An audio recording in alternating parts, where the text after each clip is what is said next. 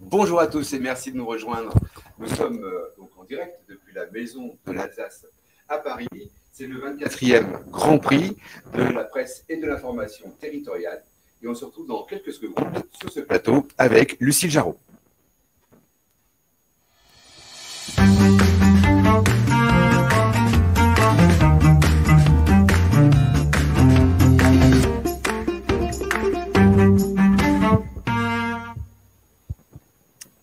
Bonjour Lucille. Bonjour Yves. Alors on est tous ensemble sur les Champs-Élysées. Donc voilà, on a décidé de faire cette année encore le prix, la cérémonie de remise de ce prix, dans un lieu un peu différent. On n'est pas dans nos bureaux parce que on s'est aperçu lorsqu'il y a eu le confinement que c'était très bien de faire des visios, c'était très sympa d'utiliser ces nouveaux outils et de se retrouver en ligne parce que ça correspond bien au format par rapport à tous les collègues qui sont dans le territoire et qui travaillent sur la presse des territoires. Mais en même temps, rester dans les bureaux de Capcom, il y avait une petite limite. Alors on a bougé et on est allé chez des partenaires puisque l'Alsace est partenaire aujourd'hui du Forum Capcom. Vous retrouvez à Strasbourg les 15, 16 et 17 novembre.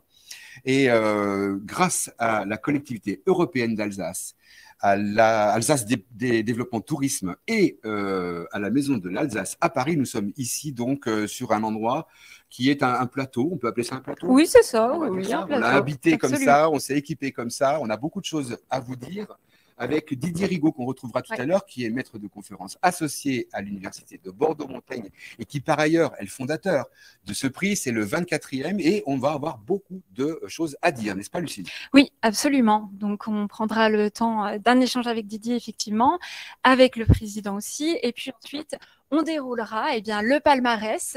On est sûr que vous avez hâte de découvrir pour cette édition 2022.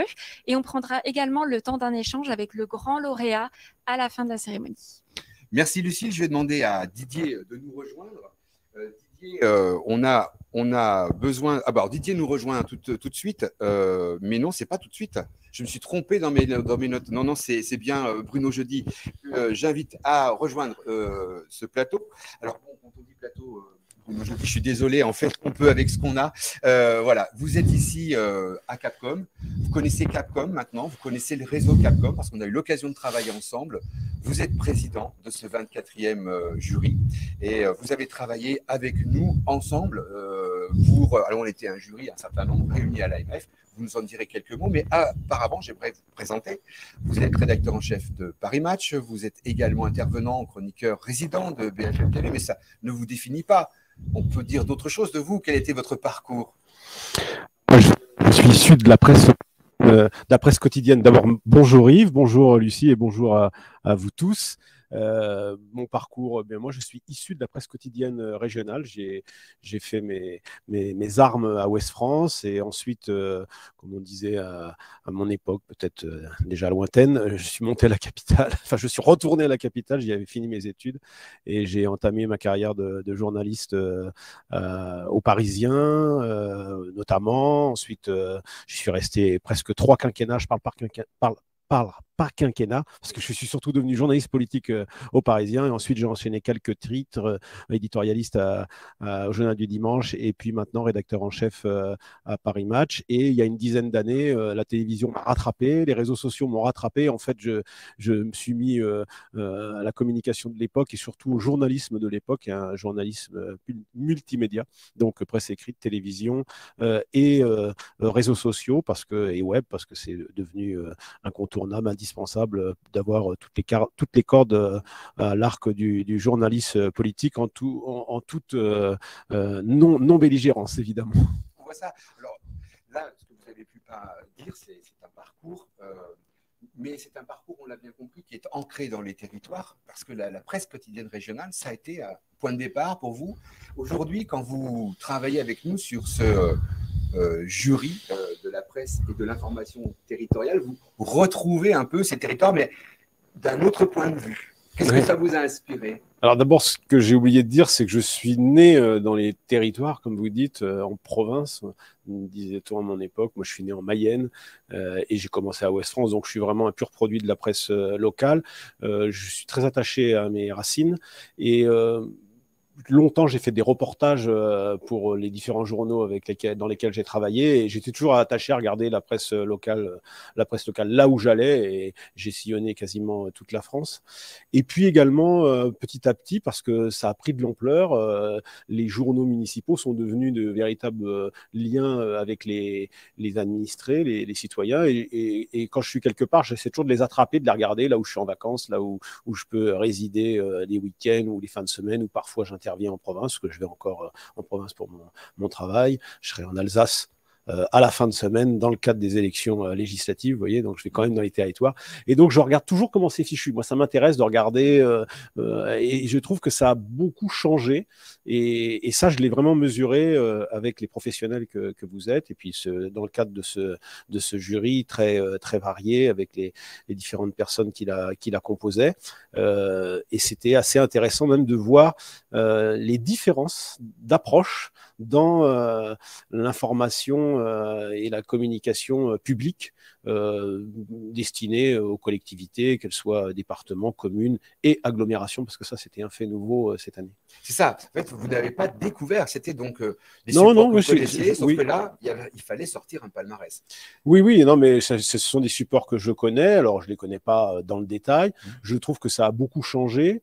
Je l'ai encore mieux mesuré là en m'y intéressant de plus près, puisque j'ai pris ma tâche très au sérieux, et donc j'ai regardé ça à travers la présélection qui avait été faite. Et on n'est plus dans le journal municipal de grand-papa, quoi. C'est un peu fini, c'est un peu derrière nous. Il y a une vraie volonté d'aller aussi toucher le citoyen. C'est aussi aujourd'hui, pour discuter avec des confrères de la PQR, alors c'est pas très joli de dire ça, presse quotidienne régionale, c'est aussi une des grands défis du moment. On dit toujours que ce sont eux qui touchent le mieux les gens. C'est d'ailleurs pour ça que les décideurs, les politiques, ils sont très friands de ce média. D'ailleurs, le président de la République a donné sa seule interview pour les législatives à la presse quotidienne régionale le week-end dernier, et c'est pas un hasard. C'est encore eux qui touchent peut-être le mieux les gens. Et je pense qu'en fait, il y a aussi, et alors c'est une autre dimension, on va pas comparer ce qui n'est pas comparable, mais il y a aussi cette dimension, je pense, chez les communicants publics, qui sont aussi là pour essayer de toucher les administrés, parce qu'aujourd'hui, le paradoxe, c'est que nous vivons dans un monde peut-être surinformé, mais où c'est pas si facile que ça de toucher véritablement les personnes concernées par l'information. Alors, en complément de tout ça, je le dis pour les personnes qui nous suivent, on a une infolettre qui va sortir demain, donc avec le palmarès, mais le palmarès, on ne l'a pas encore donné. Et sur cette infolettre, on a une interview, et je sais que vous avez des choses intéressantes à dire sur comment aujourd'hui départir le vrai du faux, travailler sur l'information en fait, et retourner à la source, l'éducation à l'information. Donc je vous inviterai à écouter cette interview. Il me reste à vous remercier, Bruno Jeudi. On va se séparer quelques minutes, des longues minutes, je vous le dis tout de suite, qui sont les minutes où nous allons dérouler tout le palmarès, ce travail que vous avez fait avec les collègues à l'Association des maires de France, et on remercie nos partenaires. Oui, c'était très sympa. L'Association des maires de France nous a reçus, on y a passé quand même un certain temps, et on a passé un bon moment quand même. Oui. Et on ne s'est pas du tout disputé sur le palmarès. Non, on ne s'est pas disputé entre communicants et journalistes, je tiens à le dire aussi, parce que c'était un symbole que vous soyez là. Je tiens à vous remercier d'avoir accepté, bien sûr, de présider ce 24e jeudi, parce que ce 24e prix, j'ai dit jeudi, parce que je sais comme ça. Nous sommes mercredi. Voilà, en plus. Et ce 24e prix, pourquoi? Parce que ce qu'on cherche à travailler, c'est la qualité de l'information. Les publics sont quelquefois les mêmes. Nous n'avons pas les mêmes objectifs, mais nous travaillons avec les mêmes outils. Donc, c'était d'autant plus important d'avoir votre regard. On vous retrouve dans quelques minutes. Merci, Bruno Jeudi. Je vous propose de passer le micro à Didier Rigaud cette fois-ci, qui nous rejoint. Didier, tu es le fondateur, j'y reviens, le fondateur de ce prix. Ça fait Bonjour. 4 ans. Bonjour. Et ce que je te propose de faire, c'est, avant de passer à la proclamation, tout ça se fera avec Lucille, sur le deuxième plateau, parce que tu as vu, on a mis le paquet à la maison de l'Alsace, il y a le Haut-Rhin, le Bas-Rhin réunis, on a 2 plateaux, c'est logique. Et ici, on va pouvoir dire 2 mots sur ce qui se passe cette année 2022 dans la presse des territoires, des collectivités locales. C'est quoi? Quelles sont les tendances? Qu'est-ce que tu as observé? sur ces 170 dossiers qui ont été déposés? Alors, première observation, une confirmation que l'on voyait apparaître déjà ces dernières années, c'est qu'il y a un vrai professionnalisme. C'est une presse qui prend certains publics, une inspiration au niveau du format, de certaines rubriques, mais avec spécificité, elle se détache de plus en plus des titres classiques où je rajoute au nom de la collectivité le mot magazine ou information. Donc il y a une vraie recherche d'identité, de marque presque de médias. Et puis c'est devenu une presse très qualitative. Je ne vais pas prendre le risque de révéler des noms, mais le palmarès en est le reflet, mais également de nombreuses autres publications qui n'ont pas été primées sont le résultat d'une vraie démarche professionnelle, d'analyse, de charte éditoriale. Enfin, c'est devenu très professionnel. On a deux constats quand même qui nous interrogent. Très faible participation cette année de la presse interne, alors que ces dernières années, même un bulletin interne avait fait l'objet d'un grand prix. Et on a constaté cette année beaucoup moins de participation. Alors certainement, l'hypothèse, ce serait un peu la continuité de la pandémie. Beaucoup de titres internes ont été suspendus avec les confinements, le télétravail, et peut-être par remise en place, pas créé encore sous une forme papier, mais décliné plutôt sous une forme numérique, et très peu de participation de grandes collectivités. Quelques-unes, je crois grosso modo 3 départements et régions au total, beaucoup moins que les années précédentes. Et là, on s'interroge, est-ce qu'on n'est pas sur une remise en question de ce support papier par rapport à l'augmentation du prix du papier, entre autres, l'arrivée… En fait, la question, c'est ça, d'ailleurs, on en parlait Tout à fait. Il y a une seconde avec Bruno jeudi avant le démarrage de ce direct, Mm. l'impact du prix du papier. Alors, c'est ça qu'on a pu mesurer? Alors, c'est une hypothèse. En tout cas, on sait on connaît 2-3 grandes collectivités qui ont dû suspendre des numéros ou revoir à la baisse la qualité du papier. Ça se traduit aussi par on demande dans les dossiers de candidature trois numéros, et des fois les 3 numéros n'étaient pas faits sur les mêmes papiers parce que l'imprimeur n'était plus soit en capacité de fournir le papier de la commande initiale du marché, soit un papier beaucoup moins coûteux, moins épais, un grammage plus faible. Enfin, donc ça peut être une hypothèse. Le prix du papier va s'ajouter le WePub qui va arriver à la rentrée de septembre. Alors, le WePub, le décret de mémoire n'est pas finalisé, mais il est déjà expérimental dans certains territoires. C'est contrairement à maintenant où je mets un autocollant Stop Pub, je ne veux pas ces fameux IPSA ou IPNA imprimés, je ne sais même plus ce que ça veut dire, IPSA, non adressé et sans adresse. Et donc, je ne veux pas de pub, mais est toléré ce qui est l'information locale. Là, c'est l'inverse, c'est-à-dire que systématiquement, il n'y aura pas de publicité, sauf si je mets un autocollant, oui, je veux de la publicité. Alors, le décret, je crois, ne définit pas encore dans quelle catégorie se trouverait la presse territoriale. J'imagine que les sociétés de routage ne feront pas un tout de boîte s'ils doivent mettre de la pub dans certaines très isolées, et dans d'autres de façon très isolée, magazines. Donc, ça risque, en tout cas, là encore, pour les grands territoires, cumulé avec l'augmentation du prix du papier, de remettre en question peut-être cette presse territoriale. Donc, ce qui est intéressant dans ce que tu viens de dire, Didier, c'est qu'on a observé déjà les effets avec des changements de papier. On voit bien que les choses bougent, et on a été interpellé sur le réseau sur un certain nombre de problématiques. On l'a bien vu par rapport au marché public, et j'y reviendrai, mais ce qui, je pense, est fondamental, c'est que c'est un sujet sur lequel Capcom reviendra. Nous y reviendrons dans l'infolettre avec toi, Didier, avec des collègues qui sont plus près aussi des imprimeries pour analyser au mieux. On sait que l'impact du prix du papier est important parce qu'il a augmenté de façon très forte. On sait aussi qu'il y a des problèmes d'approvisionnement. Et un des premiers sujets aujourd'hui, c'est celui des marchés publics. On peut peut-être dire 2 mots. Les marchés publics contiennent en général des clauses de revalorisation qui sont une façon de travailler avec des équations sur les prix des matières premières, prix du travail, etc. Mais ces revalorisations aujourd'hui ne fonctionnent plus parce que le prix du papier a augmenté de façon beaucoup plus importante que ce qui était imaginable. Et on a un effet pervers, et on a été alerté, et on le mesure aujourd'hui. Il arrive même que des imprimeurs en marché public avec une collectivité locale finissent par sortir du marché abandonner, jeter l'éponge parce que ça n'est plus du tout efficace sur un plan économique. Qu'est-ce qu'on peut donner comme conseil aujourd'hui? Ce qui se dit, en tout cas, c'est qu'il faut déjà, réexaminer son propre marché, voire même anticiper les difficultés de l'imprimeur, qui sont quand même des partenaires dans l'édition, et le cas échéant, soi-même, relancer un nouveau marché. On peut en général mettre fin à un marché, relancer un nouveau marché avec une coefficient de revalorisation des prix qui soit plus réaliste. Évidemment, on peut discuter, comme tu viens de le dire, le tirage, c'est une chose importante, notamment pour les très grosses collectivités, le grammage, la pagination. Pour autant, ce qui ressort, et là je vais m'arrêter là-dessus, ce qui ressort, c'est qu'attention tout de même, ne sacrifions pas le papier parce que, tout simplement pour cette question de prix sans chercher à comprendre, une collectivité locale, en fait, édite beaucoup de choses et pas seulement le magazine, on est d'accord. Tout à fait, oui, tout à fait.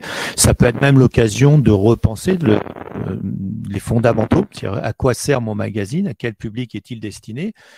On le verra très bien à travers le palmarès. Dans certaines collectivités, le papier correspond bien à un besoin, répond à une mission de service public, voire d'enjeux démocratiques, d'informations officielles, vérifiées, avec une dimension politique. Attention, on n'est pas sur le même terrain que les médias d'investigation, mais il peut y avoir une mission de service public et de démocratie locale, même avec une dimension politique. Et puis, cette presse, on sait d'après le baromètre de la communication locale qu'elle est le premier média d'information de la population française, dans le baromètre Capcom, Harris Interactive et Epicéum. Voilà. Et puis voilà, Harris Interactive et Epicéum avec le soutien de la Poste et de Capcom qui sera présenté d'ailleurs au forum de Strasbourg au mois de novembre. Et on peut dire, pour terminer, que peut-être que s'il doit y avoir une réduction pour ce qui est de la quantité de papier imprimé, est-ce qu'il faut faire porter cet effort sur le magazine ou les magazines, les revues, qui sont, on va dire, un rendez-vous et qui permettent aussi l'inclusion en étant régulièrement présent de façon matérielle dans les foyers. Est-ce qu'il n'y a pas d'autres types de réduction et notamment la pléthore de plaquettes et tracts qui sont sortis? Ah, très bien. On change de micro.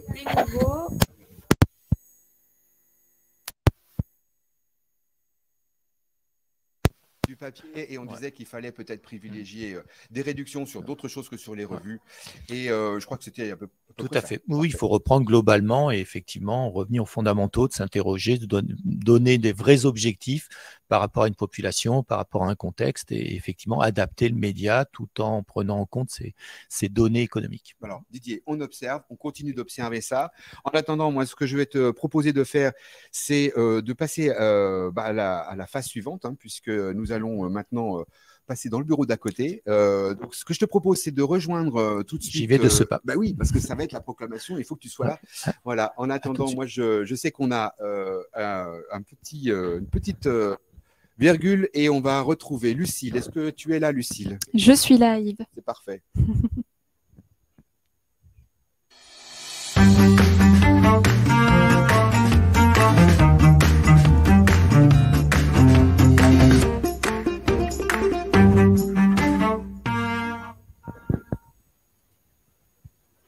Voilà, on se retrouve maintenant effectivement pour le palmarès. Merci pour vos alertes sur les micros. N'hésitez pas, effectivement, on est très à l'écoute du chat sur les problèmes techniques. Donc, on essaye de réagir le plus rapidement possible. N'hésitez pas à commenter. On va commencer tout de suite maintenant avec ce palmarès 2022. Et je vous propose de commencer avec la première catégorie, celle du projet éditorial. Donc, c'est un prix qui récompense une collectivité pour sa ligne éditoriale au regard des objectifs de départ, de l'organisation des contenus, de leur adaptation au public cible et de l'articulation entre les différents médias. Je vous propose tout de suite de découvrir les nommés et le lauréat en images.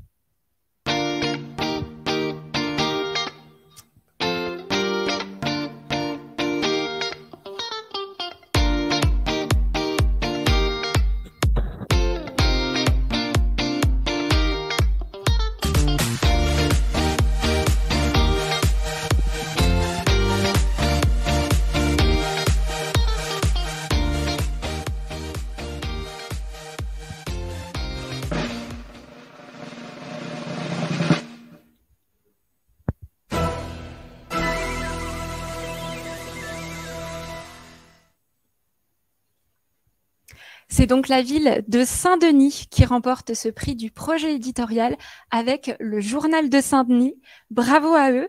Donc, c'est un magazine qui a été créé en 2021. Il s'agit d'un quinzomadaire qui laisse vraiment place qui place l'actualité vraiment au cœur de son projet éditorial et qui s'inscrit dans le flux de la ville pour refléter le bouillonnement de Saint-Denis. Je vous propose de découvrir quelques images. Le journal de Saint-Denis a été lancé en octobre 2021. C'est un quinzomadaire de 20 pages destiné à l'ensemble des habitants, étudiants et salariés de la ville. La rédaction et la production photo sont totalement internalisées. La ville a souhaité proposer un journal de dialogue et de proximité au cœur de la vie des Dionysiens. Le parti pris rédactionnel, c'est celui d'avoir des rubriques ouvertes, favorisant un traitement renouvelé de l'information et une lecture fluide. La périodicité est soutenue et spécifique. Elle détermine fortement l'orientation générale du journal en faisant de l'actualité le sujet principal. Elle s'inscrit dans le flux de la ville pour refléter le bouillonnement de Saint-Denis. Notre objectif, créer un journal qualitatif, de proximité et de dialogue qui tisse un lien fort avec les habitants et reflète le dynamisme de la ville, de ses acteurs, de ses projets.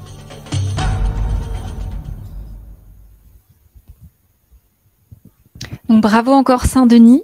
Didier, est-ce que tu peux nous dire quelques mots sur les appréciations du jury? Alors, quelques mots rapidement. Effectivement, c'était la cohérence entre le projet éditorial et le résultat. Le magazine correspond à la population et aux objectifs. S'il y a une population pas nécessairement dans l'habitude de la lecture d'autres médias, et donc privilégier des rubriques avec des textes courts, des photos, dynamique avec, vous avez pu le voir sur la vidéo, des rubriques qui s'inspirent un petit peu des codes du numérique. Et alors, ça va un petit peu à l'encontre de ce qu'on vient de dire avec Yves. C'est un quinzomadaire, donc tous les 15 jours, mais plus distribué en toute boîte, donc avec une réduction au-delà de la moitié du nombre d'exemplaires. Donc, ça peut être une piste de réflexion. Je ne vais peut-être pas obligé de le distribuer dans toutes les boîtes aux lettres, mais d'avoir un contenu qui développe, je pense, la fierté des habitants et qui leur permet d'avoir accès à une qualité et un minimum d'informations sur le territoire. Merci beaucoup Didier. Je vous propose maintenant de passer à la catégorie de la conception graphique.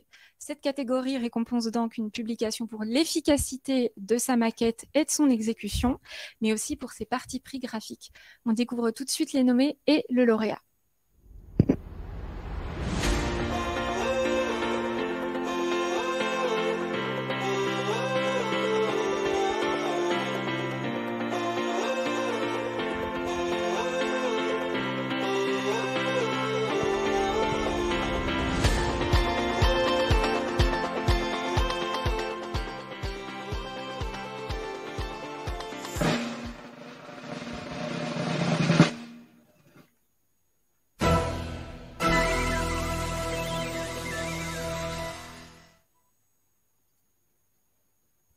Bravo, bravo à la ville de Villeurbanne qui remporte le prix de la conception graphique avec leur magazine Viva.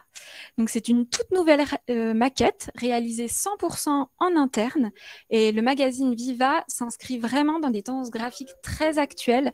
Je vous propose de découvrir quelques images du magazine.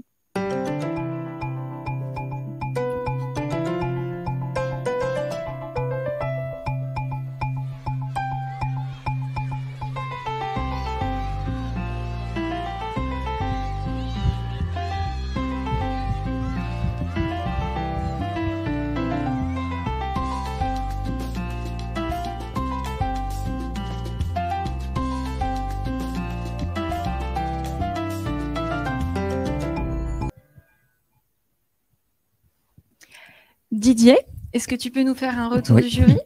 Alors, le graphisme, on donne une forte identité au magazine. On le voit dès les couvertures, les couves qui sont sur la base d'illustrations, une véritable identité, et on ne peut pas le confondre avec un autre. Et l'intérieur, sans prendre un vocabulaire très technique, c'est un mélange d'originalité, de créativité et de sobriété.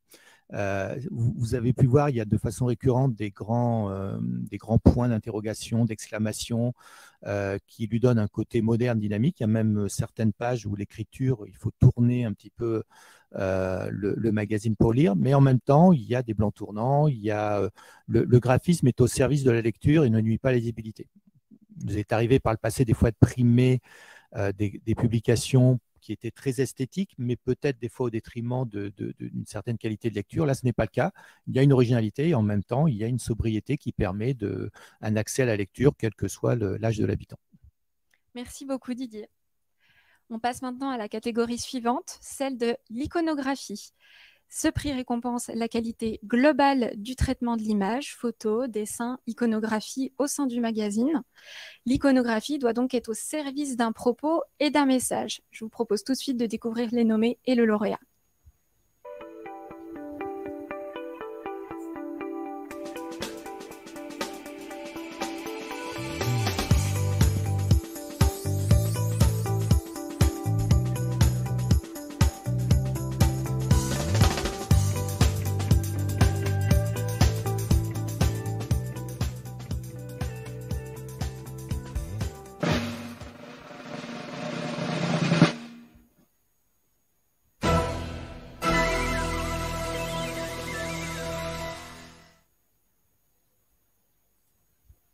Bravo à la ville de Montrouge qui remporte ce prix de l'iconographie avec le Montrouge Mag.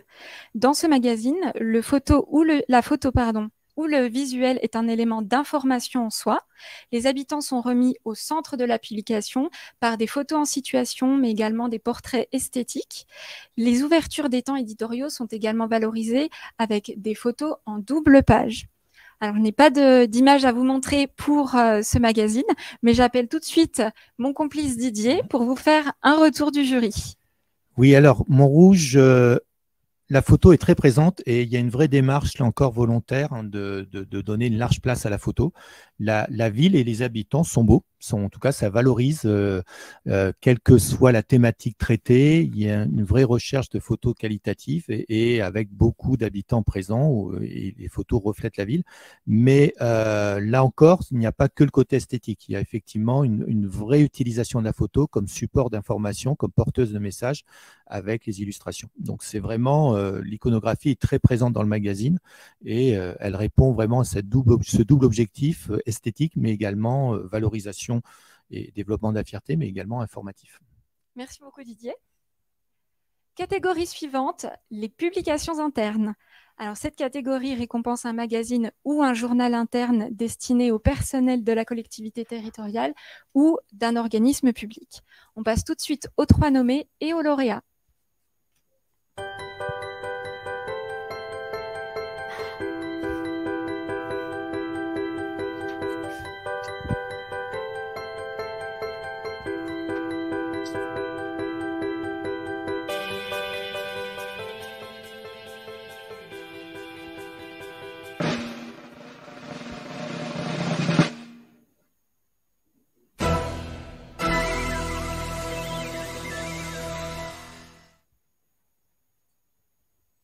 Bravo à la ville de Champigny-sur-Marne qui remporte cette catégorie et donc le prix de la publication interne.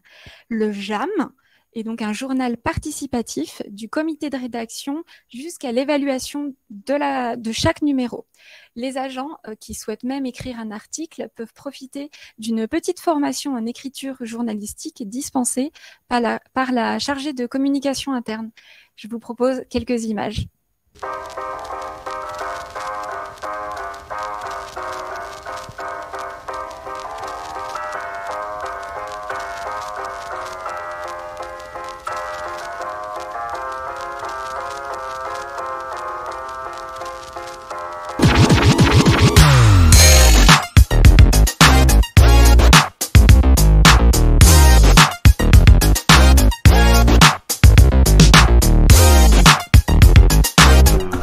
La santé quand même dans l'opération. Il y a la DRCD qui est bon sur le... Très bien, c'est très bien. Donc la filière technique aussi, exactement. Ça vous va?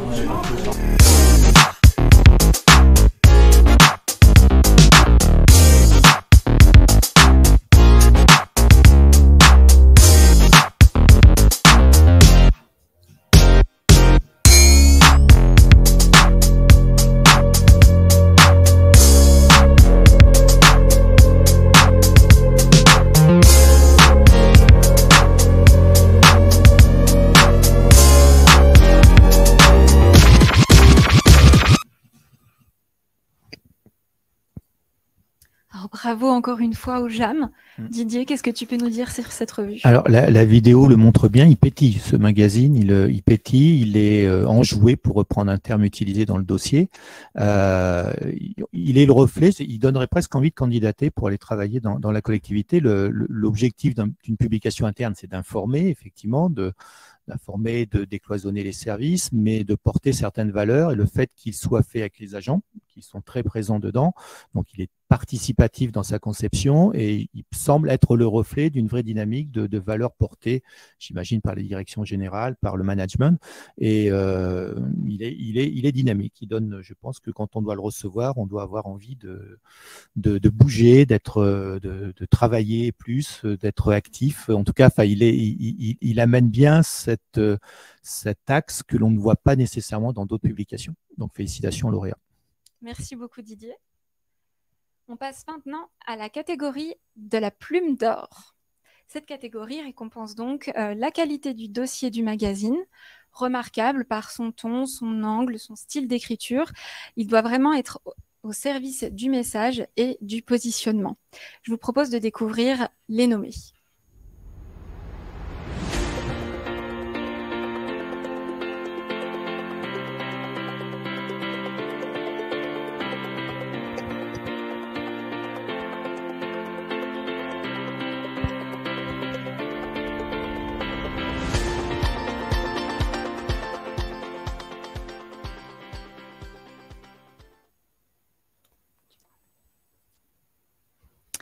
Alors cette année, dans cette catégorie, nous avons reçu un certain nombre de candidatures plutôt homogènes.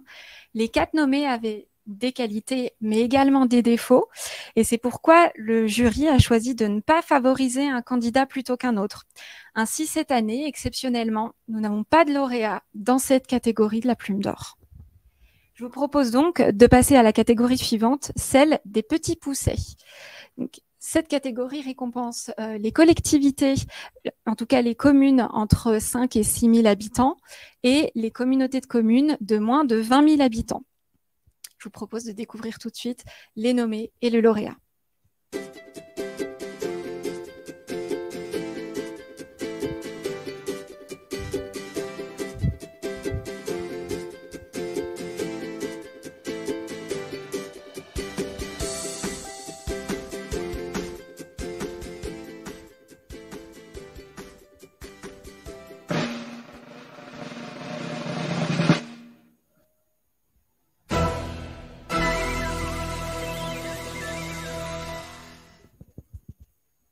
Félicitations à la ville de Pont-Saint-Martin, commune de 6 000 habitants qui remporte le prix des petits poussets.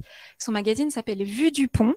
Accessible à toutes et à tous, le magazine est pensé comme un outil au service des habitants dans une vision de service public. Convivial et humain, l'objectif du magazine est avant tout d'installer un sentiment de proximité avec les habitants. Je vous propose de découvrir quelques images.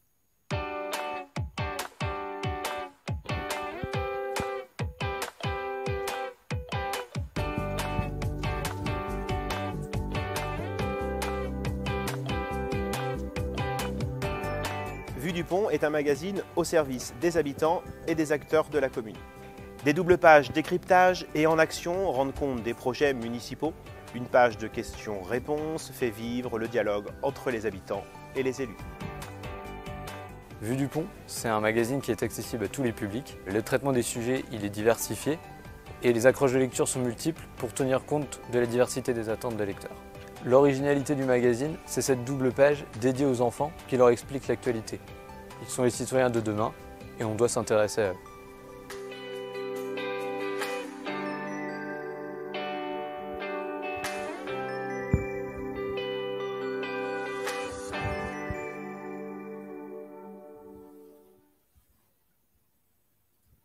Cher Didier, qu'est-ce que tu peux nous dire sur ce petit pousset? Alors, petit mais costaud, parce qu'effectivement, il est représentatif de cette évolution globale. Hein. Certes, il y a de nombreuses années qu'il y avait un réel professionnalisme dans la presse des collectivités, mais maintenant, cela touche toutes les tailles de collectivités. Et on voit bien, donc, études, enquêtes sur le magazine, l'ancienne version avant la refonte, projet éditorial, des objectifs clairs et un résultat qui, en termes de contenu, de graphisme, d'écriture, de rubricage, est très très qualitatif, même si c'est une commune de 6 000 habitants. Donc félicitations. Et en plus, il y avait trois candidats, 2 Girondins. Moi je viens de Bordeaux, il y avait deux collectivités girondines. Bon, c'est la 3e qui l'a remporté, mais c'est largement mérité. Et on le voit, c'est global, hein. Autant il y a ces 4-5 dernières années, on avait encore dans cette catégorie des grands écarts, des collectivités dont les magazines étaient moins qualitatifs. Là, ça devient très, très homogène et on a vraiment des petits poussés qui mériteraient presque d'être comparés avec des collectivités beaucoup plus grandes. Merci beaucoup, Didier. Il est temps de passer maintenant à la dernière catégorie, celle de la une. Donc, comme son nom l'indique, ce prix récompense la une d'un numéro avant tout pour son efficacité. Elle doit attirer le regard, donner envie d'ouvrir le magazine. Son impact graphique et textuel doit également répondre à une cohérence globale. Je vous propose tout de suite de découvrir les nommés et le lauréat.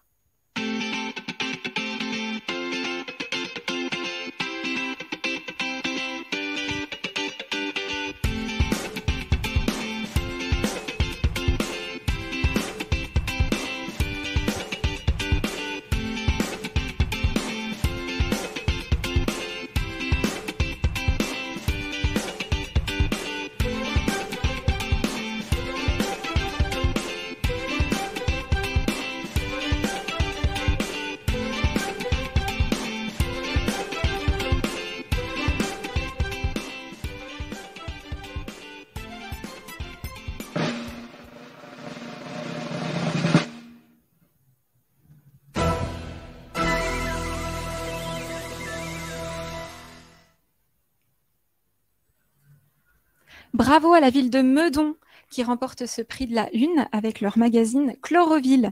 Donc, avec son procédé de portrait détouré, la une de Chloroville met en avant les habitants de la ville concernés par l'un des sujets principaux du numéro, que ce soit le dossier ou un article important. On découvre quelques images.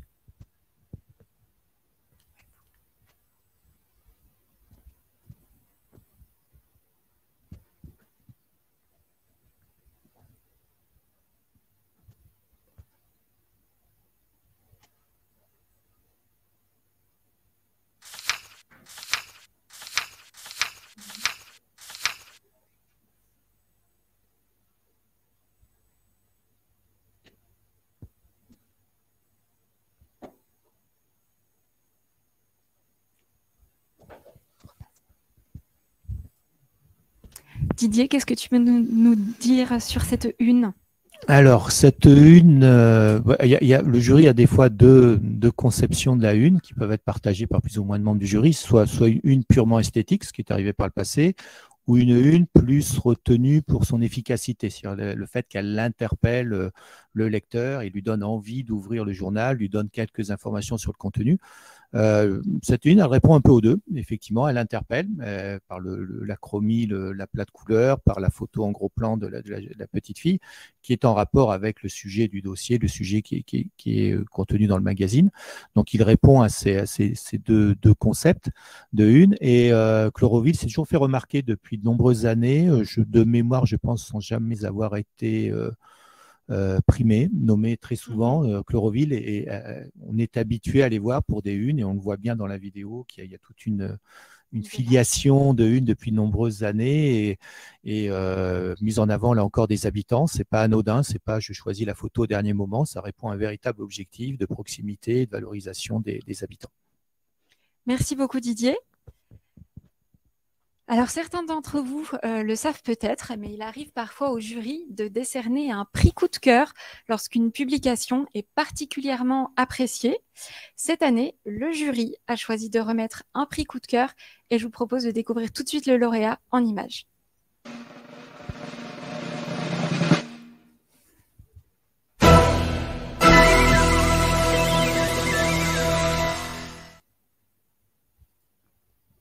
Alors Didier, quels sont les arguments pour ce prix coup de cœur? Alors, Viva, on l'a vu nommé dans différentes catégories. C'est l'exemple type de ce magazine très professionnel qui a fait l'objet d'une refonte complète où tout a été pensé, analysé, évalué. Et c'est un très bonne publication en termes de contenu, de rédactionnel, de rubricage, au niveau de l'iconographie, au niveau du graphisme. Pour la petite histoire, ils ont été primés Villeurbanne en 1999, donc il y a pratiquement dans les 2-3 premières éditions. À l'époque, il y avait des catégories par type de collectivité et par taille. Donc dans la catégorie des communes de plus de 100 000 habitants, ils avaient eu le prix. Et il s'appelait déjà Viva. Et donc on voit bien qu'il y a là encore un professionnalisme qui perdure et ce magazine ne laisse pas indifférent. J'avoue qu'on pensait qu'il pouvait être digne d'avoir le Grand Prix, c'est pas passé très très loin. Il y en a d'autres mais Villeurbanne répond à toutes les cases de ce qu'on peut attendre d'un bon titre de presse territoriale. Merci beaucoup Didier. Alors il me reste maintenant un prix à décerner avant qu'on passe au grand lauréat. Il s'agit du prix des étudiants. Pour cela, j'accueille avec moi normalement en ligne Sarah Guilhem, étudiante en licence information territoriale à l'Université de Bordeaux-Montaigne. Bonjour Sarah. Bonjour Lucille. Bienvenue parmi nous et merci de prendre la parole. Alors, du coup, eh bien, écoutez, je vous laisse, avant peut-être de nous annoncer le grand gagnant du prix des étudiants, nous parler un petit peu de la façon dont le jury s'est déroulé. Oui, tout à fait. Donc, bonjour à tous, je me présente, je suis Sarah Guilhem, étudiante en communication et information, option information territoriale à l'Université Bordeaux-Montaigne. Donc, le jury étudiant de la presse territoriale s'est tenu le mardi 3 mai. Donc, 2 promotions se sont réunies et ont étudié tous les magazines. Donc, la licence professionnelle communication éditoriale et digitale et la licence information communication option information territoriale proposée en L3 à l'Université Bordeaux-Montaigne. Donc, qui est proposée aussi en alternance et qui est l'une des premières en France. Donc, à la fin de cette journée, les études des différentes promotions ont été mises en commun. Donc, nous avons décidé d'attribuer le grand gagnant du prix des étudiants au golfe du Morbihan, Vannes Agglomération, pour de nombreuses raisons. Tout d'abord pour leur première de couverture qui nous a totalement séduite. En fait, un fond flouté et une mise en valeur du dossier, ainsi que des couleurs, notamment aussi sur la partie graphique et typographique. Donc, des grosses polices qui ne laissent pas indifférent, et ce sont des choix vraiment audacieux qu'on ne voit pas tous les jours, qu'on a vraiment adoré et qui a vraiment fait de ce magazine notre coup de cœur. Aussi, il y a une maquette assez épurée et lisible avec un choix des couleurs sur chaque magazine. Donc, aussi, on a vu aussi, par exemple, sur la ligne éditoriale et sur la ligne de la conception graphique également des choix des rubriques avec nos communes et tours d'horizon, qui ne sont pas destinés qu'aux habitants, mais aussi également aux touristes, parce qu'on sait que c'est une partie de la France qui est très touristique. Donc, c'est vraiment cette ligne éditoriale-là qui nous a séduit et dont on voulait vraiment valoriser, et on a eu l'unanimité sur ce magazine. Voilà. Je vous remercie de votre attention et de votre écoute. Merci beaucoup, Sarah. Merci pour ce témoignage et à bientôt. À bientôt. Merci beaucoup. Monsieur le Président, je crois que le moment est venu. Je vous remets l'enveloppe. On va annoncer le grand lauréat de ce prix de la presse et de l'information territoriale 2022. Allez-y, je vous laisse. D'accord. Bon, bah, écoutez, c'est un grand honneur. Donc, je vais... Alors, le lauréat est Golfe du Morbihan, Vannes Agglomération. On les félicite. Absolument, on les félicite, bravo à eux. Donc le grand jury en totale adéquation avec le prix des étudiants, puisque effectivement on n'a pas copié. Hein. Non, on n'a pas copié, absolument. Qu'est-ce que vous pouvez nous dire un petit peu des délibérations de ce grand jury? Alors je l'ai dit tout à l'heure, hein, il y avait de bons dossiers dans la présélection qui avait été faite.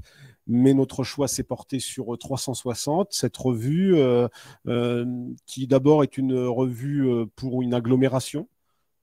C'est une évolution, je pense, dans la communication des collectivités. Il y a un travail qui a été fait à travers ce projet, qui est un projet, je crois, assez récent. C'est un magazine qui regroupe donc Golfe du Morbihan, Vannes Agglomération, 34 communes, je crois. C'est ça. Il y a des partis pris de communication, des partis pris éditoriaux que j'ai trouvés, que nous avons trouvés originaux. Alors, ça a été dit, les étudiants l'avaient remarqué aussi, à la fois la BD, le décryptage et le dossier, bien porté, bien valorisé par une maquette dynamique, aérée, je trouve, et surtout une alternance de textes courts et de textes longs. Moi aussi, je trouvais ça intéressant, et peut-être même un effort de lisibilité, c'est-à-dire au fond, on sait bien où on est quand on tourne les pages. Et puis, on a regardé plusieurs numéros. Les communes, il y a une rotation dans les communes aussi qui est assez respectée. Je crois que ça doit être important. Je ne suis pas partie prenante dans aucun des dossiers, mais pour des publications d'agglomération, c'est important. Donc ça, c'est un élément qu'on a trouvé intéressant. Et puis globalement, la couverture, c'est très attractif. Il y a une volonté aussi d'attraper le lecteur. Ça, c'est quelque chose. Moi, je suis très sensible parce que c'est avec le magazine aujourd'hui que je dirige, c'est très important. Hein. Les photos, l'attractivité, ne pas s'ennuyer quand on tourne les pages, essayer d'attraper, d'interpeller l'administré, à la fois pour des informations pratiques, mais aussi des informations plus originales, des informations de découverte. Il y a presque un intérêt aussi pour des touristes. C'est une région, c'est une région très touristique. Donc voilà, pour ces ensembles de raisons, notre choix s'est porté sur le magazine de l'agglomération de Vannes. Donc je félicite à la fois tous ceux qui y contribuent, les élus de cette région, son maire et son président, monsieur David Robot, et je leur dis de continuer.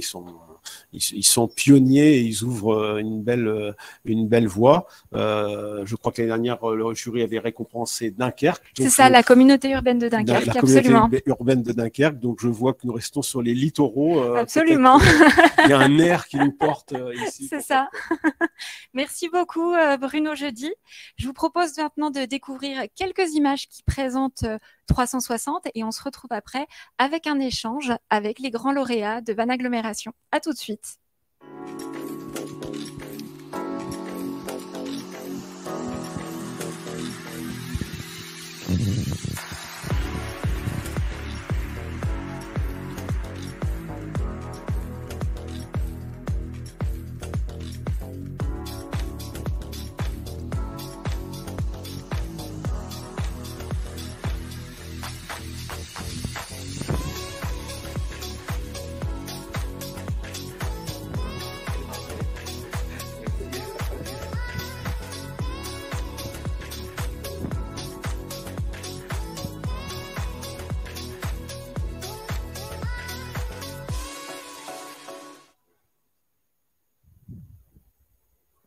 Bravo encore à Vannes Agglomération. Alors, je vous propose maintenant d'en apprendre un petit peu plus. Et donc, normalement, connecté avec nous, nous allons retrouver Nadine Pellerin, qui est vice-présidente à la communication de Golfe du Morbihan Vannes Agglomération, et Élodie Guérin, directrice de la communication. Bonjour mesdames et bienvenue. Merci d'être parmi nous. Encore bravo pour ce grand prix. Bonjour, merci. Bonjour, merci. On est très honorés d'avoir ce prix.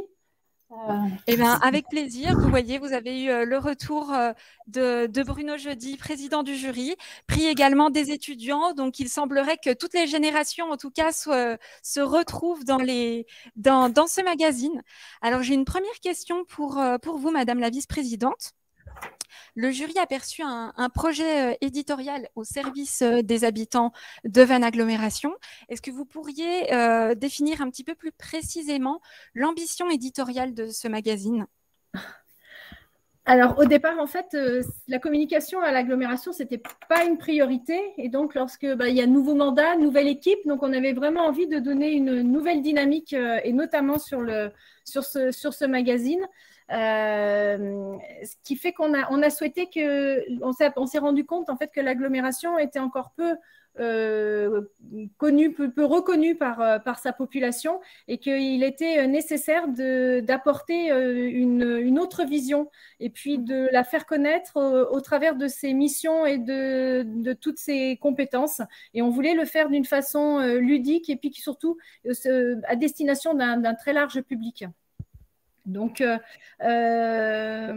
l'objectif, c'était d'avoir un fil rouge avec une couverture qui soit déjà proche de ses habitants, avec un titre qui soit un peu décalé, et puis avec une dimension un peu artistique, pour que ce soit un magazine que l'on conserve chez soi, qui puisse être lu par l'ensemble de la famille et des personnes vivant sous le toit. Donc on a vraiment on a vraiment eu envie d'avoir un édito qui soit sous forme d'interview comme si on s'adressait en fait à la population, que ça soit interactif, que les personnes s'y retrouvent en lisant le magazine. Donc du coup, il fallait aussi que ce magazine, d'un numéro à l'autre, on puisse s'y retrouver, que l'on retrouve des rubriques auxquelles on est attaché. Le tour d'horizon, qui est un peu l'actualité de ce qui se passe sur l'agglomération. Le dossier, où on voulait que ce soit des mots simples, qui soient compris et qui puissent amener à avoir une perspective dans les articles qui soit à la fois journalistique, mais aussi des bons plans, que ça soit rythmé par des interviews, par des témoignages, et de s'adresser aussi bien que les habitants s'adressent au travers du magazine par rapport à leur expérience, par rapport à du vécu, à d'autres habitants, et que l'agglomération puisse aussi faire valoir l'ensemble de ses compétences au travers de ses propos. Voilà. On avait aussi besoin de développer une identité commune, parce qu'on était un territoire qui avait fusionné depuis peu sur une agglomération à 34 communes. Donc, besoin d'avoir les communes qui soient intégrées dans ce magazine et puissent aussi s'exprimer et donner des informations, donner un sentiment d'appartenance avec un équilibre pour que les articles soient autant adressés à des femmes qu'à des hommes, pour que tout le monde s'y retrouve. Ok, effectivement, un magazine vraiment de proximité. On l'a noté, effectivement, le gagnant de l'année dernière était la communauté urbaine de Dunkerque. Effectivement, ces agglomérations, ces communautés urbaines parfois récentes qui, du coup, engagent vraiment un travail en profondeur sur le magazine et développent vraiment ce sentiment d'identité, d'appartenance au territoire. C'est vrai que c'est une tendance qu'on remarque ici, en tout cas à Capcom, et parmi les candidats du prix. Du coup, vous parliez effectivement de cette identité jeune qu'il fallait asseoir. J'ai une question pour Madame Guérin, qui effectivement, en 2020, donc vous avez mené une étude de lectorat qui a donné suite à la refonte éditoriale et graphique du magazine. Est-ce que vous pouvez nous parler un petit peu plus précisément du diagnostic, du coup, de ce qui, je perds mes mots, ça y est, c'est presque la fin, des leçons, voilà, que vous avez pu en tirer? Alors c'est vrai que dès le début du mandat, le nouvel exécutif a souhaité évaluer le 360. Donc on avait voilà, deux volets, une enquête, une étude de lectorat quantitative qu'on a réalisée fin 2020. Alors c'est vrai que la période n'était pas forcément optimale pour réaliser ce type d'évaluation. Néanmoins, les retours qu'on a pu avoir nous ont permis de conforter certains indicateurs, notamment l'attachement au papier. Donc c'était en tout cas un point essentiel qui est ressorti de cette enquête. Et ensuite, en parallèle, la collectivité s'est fait accompagner pour avoir vraiment un regard professionnel sur notre support et un regard vraiment objectif.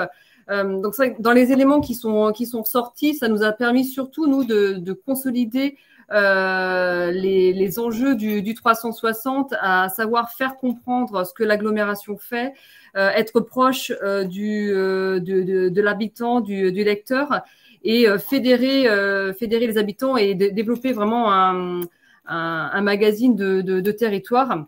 C'est pour ça que voilà, on a travaillé sur un nouveau rubricage, un dossier construit autour d'une thématique proche du quotidien des habitants et non pas un dossier purement institutionnel.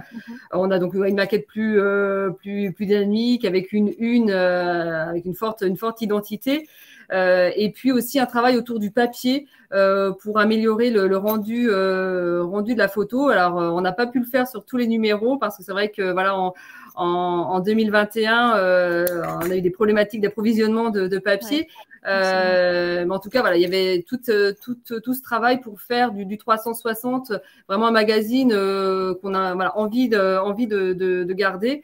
Et c'est vrai que l'enjeu, c'était vraiment que ce soit un magazine de territoire. Donc, on a aussi travaillé de façon plus étroite avec les 34 communes pour pouvoir vraiment faire remonter de l'information des communes, voilà, pour avoir vraiment de l'actualité au cœur de notre territoire. Merci beaucoup. Et donc, dernière question, justement. Le magazine s'appelle 360. Est-ce que vous pouvez nous parler un petit peu plus largement de votre écosystème d'information? Effectivement, on sait que les habitants restent très attachés au papier, mais est-ce que vous pensez en tout cas à développer une application d'information, par exemple, ou sur vos réseaux sociaux ou votre site Internet? Alors, on avait tout à faire parce que c'était pas, comme je vous l'ai dit tout à l'heure, c'était pas une priorité la communication précédemment. Et là, c'est vraiment été une volonté. Le 360 a lancé une dynamique aussi pour revoir l'ensemble des outils qui étaient utilisés par l'agglomération et se donner justement une souplesse pour avoir à créer de nouveaux outils si besoin ou déjà de développer nos propres réseaux sociaux qui étaient peu visibles et puis avec une récurrence moindre. Donc déjà, c'était très clairement avec le 360, si on a eu un peu de représentativité de la population au niveau de l'enquête, on a été aussi accompagné par une agence qui nous a aidés avec l'audit de pouvoir définir comment où mettre les enjeux par rapport à notre communication. Ce qui fait qu'on avait donc identifié 3 réseaux avec la volonté d'améliorer l'efficacité de notre communication en anticipant sur l'actualité, en ayant des publications qui soient dynamiques, qui soient régulières et afin d'avoir déjà un nombre d'abonnés suffisant pour qu'on puisse après effectivement aller sur d'autres applications ou d'autres outils. Ça nécessitait aussi pour nous d'avoir aussi des moyens comme un photographe, avoir la possibilité de faire des vidéos, ce qui n'était pas dans l'usage auparavant. Donc, tout cela a fait qu'effectivement, on est aujourd'hui plus à développer notre site Internet pour que ce soit vraiment un site où on retrouve toutes les infos, info-services, info-bonnes pratiques pour les habitants, pour qu'ils s'y retrouvent. Et ensuite, d'avoir un lien entre le 360, les réseaux sociaux et le site Internet, afin qu'en fait, il y ait une vraie visibilité de l'agglomération et de l'ensemble des dispositifs qu'elle peut apporter à la population. Après, aujourd'hui, on voit bien qu'avec d'autres supports et selon les services, il faut aller plus loin dans la communication, notamment la communication interne pour permettre aussi à nos salariés d'être ambassadeurs de notre agglomération avec une newsletter, avec un dossier d'intégration. C'est aussi par rapport à des dispositifs au niveau du tourisme, c'est peut-être d'avancer vers de nouvelles applications qui remplacent effectivement le papier, puisque ça fait partie aussi dans notre stratégie de préserver notre environnement et de diminuer petit à petit le papier, même si on voit que pour le 360, il est indispensable de le conserver. Ok. Merci beaucoup, mesdames. On ne manquera pas de toute façon de revenir vers vous pour décrypter encore un peu plus ce Grand Prix dans notre newsletter. En tout cas, merci beaucoup d'avoir été parmi nous aujourd'hui. Et de toute façon, votre magazine est à disposition sur notre site internet. Donc, les participants peuvent retrouver les infos et on vous retrouve très bientôt donc, dans la newsletter de Capcom. Merci encore d'avoir été parmi nous aujourd'hui. Merci nous à de vous. même, merci beaucoup. Au revoir et encore bravo. Merci. Il est temps maintenant de passer la parole à Yves pour clore cette 24e cérémonie du prix de la presse et de l'information territoriale. Yves, je crois que tu as quelques informations à donner aux spectateurs avant qu'on se dise au revoir. Encore quelques petites informations et puis bravo Lucie pour avoir mené du début jusqu'à la fin ces 34e cérémonie de remise du palmarès, de remise des prix, les prix de la presse et de l'information territoriale. On était très heureux que vous nous ayez tous suivis, beaucoup de monde cette année, et je pense que ça va nous encourager à continuer de en ligne. Peut-être la seule manifestation en ligne, seul événement en ligne de Capcom, mais ça marche bien avec, comme le disait tout à l'heure Didier Rigaud, qui est le fondateur de ce prix et qui est par ailleurs maître de conférences associé à l'université de Bordeaux-Montaigne. Merci, bien sûr. D'abord, comme je viens de le dire, merci à tous ceux qui ont suivi, merci à ceux qui ont fait des dépôts de dossiers, 170, c'est bien, et ça sera certainement encore mieux l'an prochain. On reviendra sur certaines catégories, on reviendra tout au long de l'année sur le travail de la presse des collectivités territoriales. Mais grand merci aussi à Bruno Jeudi. Je le laisse partir parce qu'il va en Alsace. Imaginez quand même, nous sommes ici à la Maison de l'Alsace et je venais de me dire en coulisses qu'il allait couvrir les élections législatives parce que c'est quand même dans très peu de temps, ça touche les territoires. Et lui, il sera justement à Strasbourg. Donc, nous y serons, mais pas pour les législatives. Nous serons, nous, à Strasbourg pour le forum. Justement, il me faut peut-être dire rendez-vous à venir. Alors, rendez-vous à venir pour nous, c'est d'abord le 34e Grand Prix Capcom. C'est-à-dire, en gros, tout ce qui est com, public, mais qui n'est pas. Il y a 7 catégories. C'est ouvert, vous pouvez déposer vos dossiers, c'est gratuit. Et vous savez qu'à la fin, on peut être nominé, c'est quand même une très belle chose, une belle récompense pour les équipes, une reconnaissance aussi du métier. Comme pour le prix de la presse, le Grand Prix se fait en 2 temps. Il y a d'abord un jury de professionnels, puis ensuite un grand jury avec un présidente, mais là, on ne va encore pas vous l'annoncer, c'est dans quelques temps. Dans quelques temps, il point commun. Les rencontres nationales de la communication numérique, ces rencontres nationales se dérouleront à Paris. C'est un rendez-vous pour le mois de septembre, le 15 et le 16 septembre, chez Microsoft, à ici. Et nous, on va retrouver un lieu qu'on connaissait bien. On l'avait un petit peu quitté pendant la pandémie, comme beaucoup d'autres choses. Bien, on va faire un retour en présentiel dans cet endroit magnifique dédié au numérique et on aura un très beau programme. Un autre, bien sûr, grand rendez-vous, et c'est peut-être que vous avez commencé à recevoir vous-même ce programme. Hein, il vient de partir, hein, je ne me trompe pas. Voilà.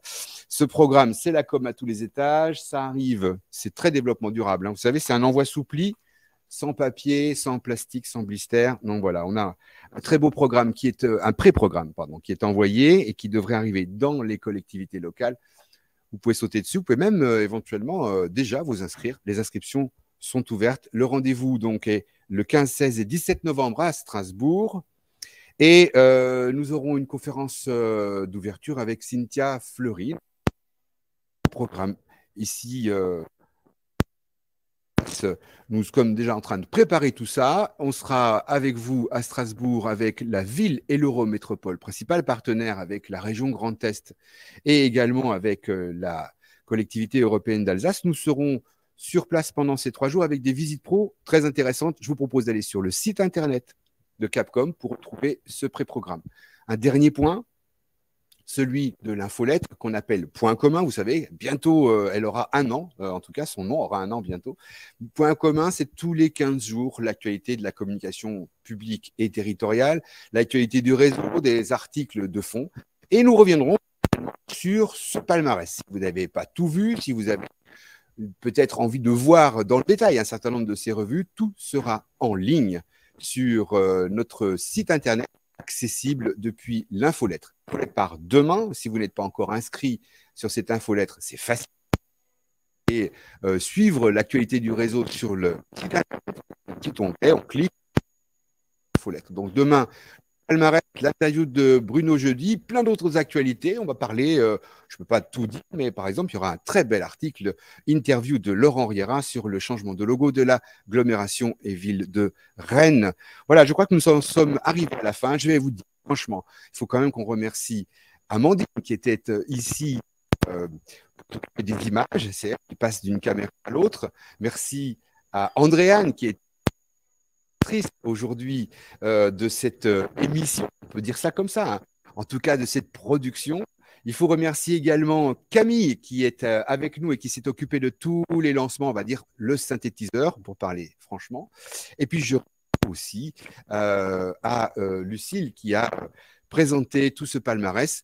Merci à vous pour votre fidélité. On sera très heureux de vous retrouver l'an prochain. Alors, ça ne sera pas la Maison de l'Alsace, ça sera un autre endroit. Il va falloir qu'on le trouve d'ici là. En tout cas, on espère être aussi bien accueillis qu'ici. Bonne fin de journée et à bientôt sur le réseau.